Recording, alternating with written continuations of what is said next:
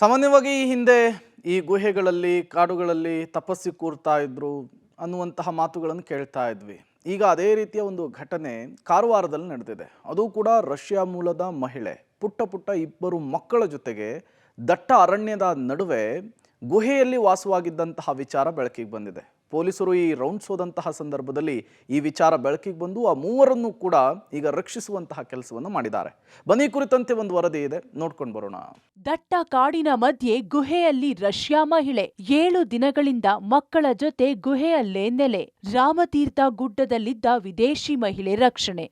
ದಕ್ಷಿಣ ಕಾಶಿ ಎಂದೇ ಪ್ರಸಿದ್ಧಿ ಪಡೆದ ಉತ್ತರ ಕನ್ನಡ ಜಿಲ್ಲೆಯ ಗೋಕರ್ಣದಲ್ಲಿ ಅಚ್ಚರಿ ಘಟನೆ ಬೆಳಕಿಗೆ ಬಂದಿದೆ. ರಾಮತೀರ್ಥ ಗುಡ್ಡದ ಮಧ್ಯೆ ಗುಹೆಯಲ್ಲಿ 7 ದಿನಗಳಿಂದ ವಾಸ ಮಾಡುತ್ತಿದ್ದ ರಷ್ಯಾ ಮೂಲದ ಮಹಿಳೆಯನ್ನ ರಕ್ಷಣೆ ಮಾಡಲಾಗಿದೆ. ಆಕೆ ಜೊತೆಗಿದ್ದ ಇಬ್ಬರು ಮಕ್ಕಳನ್ನ ರಕ್ಷಿಸಲಾಗಿದೆ. ಗೋಕರ್ಣದ ರಾಮತೀರ್ಥ ಗುಡ್ಡದಲ್ಲಿ ಗೋಕರ್ಣ ಠಾಣೆಯ ಪೊಲೀಸರು ಗಸ್ತಿಗೆ ಹೋಗಿದ್ರು. ರಾಮತೀರ್ಥ ಗುಡ್ಡದ ಒಂದು ಭಾಗ ಕೆಲ ದಿನಗಳ ಹಿಂದೆ ಕುಸಿತವಾಗಿತ್ತು. ಹಾವುಗಳು ಸಹ ಈ ಗುಡ್ಡದಲ್ಲಿದ್ದು ಅಪಾಯದ ಸ್ಥಳವಾಗಿತ್ತು. ಗಸ್ತು ವೇಳೆ ಗುಹೆಯಲ್ಲಿ ಪರಿಶೀಲನೆ ಮಾಡಿದಾಗ ರಷ್ಯಾ ಮಹಿಳೆ ಹಾಗೂ ಇಬ್ಬರು ಮಕ್ಕಳು ಕಂಡು ಬಂದಿದ್ರು. ಇದನ್ನ ನೋಡಿದ ಪೊಲೀಸರು ಶಾಕ್ ಆಗಿದ್ರು. ಗೋಕರ್ಣದ ರಾಮತೀರ್ಥದ ಅರಣ್ಯ ಭಾಗದ ಗುಹೆಯಲ್ಲಿ ರಷ್ಯಾ ದೇಶದ ಮಹಿಳೆ ತನ್ನ ಮಕ್ಕಳೊಂದಿಗೆ ಜೀವನವನ್ನು ನಡೆಸ್ತಾ ಇದ್ಲು. ಅವಳನ್ನು ರಕ್ಷಣೆ ಮಾಡಿ ಪೊಲೀಸರು ಇವತ್ತು ಅವಳನ್ನು ಸುಸಜ್ಜಿತವಾಗಿ ಬೆಂಗಳೂರಿಗೆ ಕಳಿಸಿಕೊಟ್ಟಿರುವಂಥದ್ದು. ನಾವಿವತ್ತು ಆ ಗುಹೆಯ ಭಾಗದಲ್ಲಿದ್ದೀವಿ. ನೀವು ನೋಡ್ಬೋದು, ಇಲ್ಲಿ ಈಗ ಎಲ್ಲ ಏನು ಕಾರ್ಯಾಚರಣೆ ಮಾಡಿದಂತಹ ಪೊಲೀಸ್ ಅಧಿಕಾರಿಗಳೆಲ್ಲರೂ ಇದ್ದಾರೆ. CPI ಶ್ರೀಧರ್ ಅವರ ನೇತೃತ್ವದ ತಂಡ ಇವತ್ತು ಇಲ್ಲಿ ಏನು ಮಹಿಳೆ, ರಷ್ಯಾದ ಮಹಿಳೆ ಈ ಭಾಗದಲ್ಲಿ ಒಳಗಡೆ ಗುಹೆಯಲ್ಲಿ ಏನು ವಾಸವಾಗಿದ್ಲು ಅವಳನ್ನು ಮನವೊಲಿಸಿ ಕರೆದುಕೊಂಡು ಬರುವಲ್ಲಿ ಯಶಸ್ವಿಯಾಗಿರುವಂಥದ್ದು. ಅವರ ತಂಡ ಇವತ್ತು ಕಾರ್ಯಾಚರಣೆ ಮಾಡುವುದು ನೀವು ನೋಡ್ಬೋದು. ಒಳಭಾಗದಲ್ಲಿ ಯಾವ ರೀತಿಯಲ್ಲಿ ಸ್ಥಿತಿ ಇದೆ ಅನ್ನುವಂಥದ್ದು ಇಲ್ಲಿ ಮೊದಲನೇದಾಗಿ ನಾನು ನಿಮಗೆ ತೋರಿಸ್ತೇನೆ. ಯಾಕೆಂತಂದರೆ ಗುಹೆಯಲ್ಲಿ ಜೀವನ ಮಾಡಲಿಕ್ಕೆ ಯೋಗ್ಯವಾಗಿರೋ ಸ್ಥಿತಿ ಇವತ್ತಿಗಿಲ್ಲ. ಯಾಕೆಂತಂದರೆ ಒಂದು ಕಡೆ ಮಳೆ ಬರ್ತಾ ಇದೆ. ಆ ಮಳೆಯಲ್ಲಿ ಗುಹೆಯ ಒಳಭಾಗದಲ್ಲಿ ನೀರು ತೊಟ್ಟಿಗ್ತಾ ಇರುವಂಥದ್ದು ನೀವು ನೋಡ್ಬೋದು. ಈ ಭಾಗದಲ್ಲಿ ಈಗ ಒಳಗಡೆ ಪೊಲೀಸ್ ಅಧಿಕಾರಿಗಳಿದ್ದಾರೆ, ಎಲ್ಲ ಇದ್ದಾರೆ. ಆಕೆ ಏನು ಮಾಡಿದ್ದಾಳೆ ಅಂದರೆ ಜರಿಯನ್ನು ಹಾಕಿ ಸ್ವಲ್ಪ ನೀರು ಸೋರದೇ ಇದ್ದಂತೆ ವ್ಯವಸ್ಥೆಯನ್ನು ಮಾಡಿರುವಂಥದ್ದು. ರಷ್ಯಾದ ಮಹಿಳೆ ಈ ಭಾಗದಲ್ಲಿ ಇದ್ಲು ಅಂತಂದರೆ ನೀವು ಊಹಿಸಬೇಕು. ಅದರಲ್ಲೂ ಚಿಕ್ಕ ಚಿಕ್ಕ ಮಕ್ಕಳು, ಒಂದು 6 ವರ್ಷದ ಮಗು, ಇನ್ನೊಂದು 4 ವರ್ಷದ ಮಗುವನ್ನು ಇಟ್ಕೊಂಡಿರುವಂಥದ್ದು. ಇಲ್ಲಿ ನೋಡ್ಬೋದು ನೀವು. ಆಕೆ ಕುಡಿಲಿಕ್ಕೆ ಬೇಕಾದಂಥ ನೀರನ್ನು ತಂದು ಇಟ್ಕೊಂಡಿದ್ದಾಳೆ. ಇದನ್ನೇ ಅವಳು ಪ್ರತಿದಿನ ಬಳಸ್ತಾಯಿದ್ರು.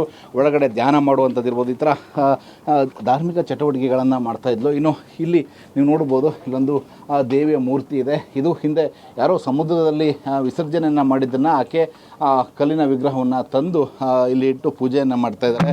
ವಿದೇಶಿ ಮಹಿಳೆ ಈ ರೀತಿಯಲ್ಲಿ ಏಕಾಂಗಿಯಾಗಿ ತನ್ನ ಮಕ್ಕಳೊಂದಿಗೆ ಜೀವನವನ್ನು ಈ ಗುಹೆಯಲ್ಲಿ ಸಾಗಿಸ್ತಾ ಇದ್ಲು. ಗೋವಾ ಹೋಟೆಲ್ನಲ್ಲಿ ಕೆಲಸ, ವೀಸಾ ಅವಧಿ ಅಂತ್ಯ. ಭಾರತದ ಆಧ್ಯಾತ್ಮಿಕತೆ ಒಲವು, ರಷ್ಯಾಗೆ ತೆರಳಲು ನಿರಾಸಕ್ತಿ. ಇನ್ನು ರಕ್ಷಣೆಗೊಳಗಾದ ಮಹಿಳೆಯ ಹೆಸರು ನೀನಾ ಕುಟೀನಾ. ಮೂಲತಃ ರಷ್ಯಾದವರಾಗಿದ್ದು 2019ಕ್ಕೆ ಬಿಸಿನೆಸ್ ವೀಸಾದೊಂದಿಗೆ ಗೋವಾಕ್ಕೆ ಆಗಮಿಸಿದ್ರು. 1 ವರ್ಷ ಗೋವಾದ ಹೋಟೆಲ್ ಒಂದರಲ್ಲಿ ಕೆಲಸ ಮಾಡಿದ್ದಾಳೆ. ಆದರೆ ವೀಸಾ ಅವಧಿ ಮುಗಿದಿದ್ರಿಂದ ಆಕೆಯನ್ನ ಕೆಲಸದಿಂದ ತೆಗೆದು ಹಾಕಿದ್ದಾರೆ. ಭಾರತದ ಆಧ್ಯಾತ್ಮಿಕತೆಯ ಬಗ್ಗೆ ಒಲವು ಹೊಂದಿದ್ದ ಆಕೆ ಭಾರತವನ್ನ ಬಿಟ್ಟು ರಷ್ಯಾಕ್ಕೆ ಹೋಗಲು ಇಷ್ಟವಿರಲಿಲ್ಲ. ಆಗಾಗ ಗೋಕರ್ಣಕ್ಕೆ ಬರ್ತಿದ್ದ ಈಕೆ ವಾರದ ಹಿಂದೆ ಗುಹೆಯಲ್ಲಿಯೇ ಉಳಿದಿದ್ರು. ಇಬ್ಬರು ಮಕ್ಕಳ ಜೊತೆ ಧ್ಯಾನ, ಪೂಜೆ ಮಾಡಿಕೊಂಡು ಕಾಲ ಕಳೆದಿದ್ದಳು. ಒಬ್ಬಳು ರಷ್ಯನ್ ಮಹಿಳೆ. ಅವಳು ಇಲ್ಲಿ ಗೋಕರ್ಣದ ಒಂದು ಪ್ರಕೃತಿಗೆ ಹಾಗೂ ಇಲ್ಲಿನ ದೇವಾಲಯಗಳು ಹಾಗೂ ಇಲ್ಲಿಯ ಸೌಂದರ್ಯಕ್ಕೆ ಮಾರು ಹೋಗಿ ಅವಳು ಇಲ್ಲೇ ಗೋಕರ್ಣದ ಒಂದು ಗುಹೆಯಲ್ಲಿ ಉಳ್ಕೊಂಡಿದ್ದಾಳೆ. ಅವಳ ವೀಸಾ ಎಕ್ಸ್ಪೈರಿ ಆದರೂ ಸಹ ಅವಳು ಇಲ್ಲಿ ಉಳಿದಿರುವಂಥದ್ದು ಕಾನೂನಾತ್ಮಕವಾಗಿ ತಪ್ಪಾಗ್ತದೆ. ಗುಹೆಯಲ್ಲಿ ಅಪಾಯಕಾರಿ ಪರಿಸ್ಥಿತಿ ಇತ್ತು. ಅಂಥವರನ್ನು ಈಗಾಗಲೇ ನಮ್ಮ ಪೊಲೀಸ್ ಇಲಾಖೆಯವರು ಹೋಗಿ ರಕ್ಷಿಸಿದ್ದಾರೆ. ಯಾಕಂದರೆ ಬಹಳ ಮಳೆ ಬರ್ತಾ ಇದೆ ಇಲ್ಲಿ ಗೋಕರ್ಣದಲ್ಲಿ. ಇಂತಹ ಗುಹೆಗಳಲ್ಲಿ ವಾಸಿಸುವುದು ಅತ್ಯಂತ ಡೇಂಜರಸ್ ಆಗಿರ್ತದೆ. ಇಂಥದ್ದನ್ನು ನಮ್ಮ ಪೊಲೀಸ್ ಇಲಾಖೆಯವರು ಸರಿಯಾದ ಸಮಯದಲ್ಲಿ ಅವರು ಗುರುತಿಸಿ ಅವರನ್ನು ರಕ್ಷಿಸಿದ್ದಾರೆ ಅಂತ ಹೇಳಲಿಕ್ಕೆ ಇಷ್ಟಪಡ್ತೀನಿ. ಸದ್ಯ ಆಕೆ ಹಾಗೂ ಇಬ್ಬರು ಮಕ್ಕಳನ್ನ ಕಾರವಾರದ ಮಹಿಳಾ ಸ್ವೀಕಾರ ಕೇಂದ್ರಕ್ಕೆ ಕಳುಹಿಸಿ ಕೊಟ್ಟಿದ್ದಾರೆ. ಅಲ್ಲದೆ ವಿದೇಶಾಂಗ ಇಲಾಖೆಗೆ ಸಹ ಮಾಹಿತಿ ನೀಡಿದ್ದು ಆಕೆಯನ್ನ ವಾಪಸ್ ರಷ್ಯಾಕ್ಕೆ ಕಳಿಸುವ ಕಾರ್ಯಕ್ಕೆ ಮುಂದಾಗಿದ್ದಾರೆ. Naveen Sagar, public TV, Karwar.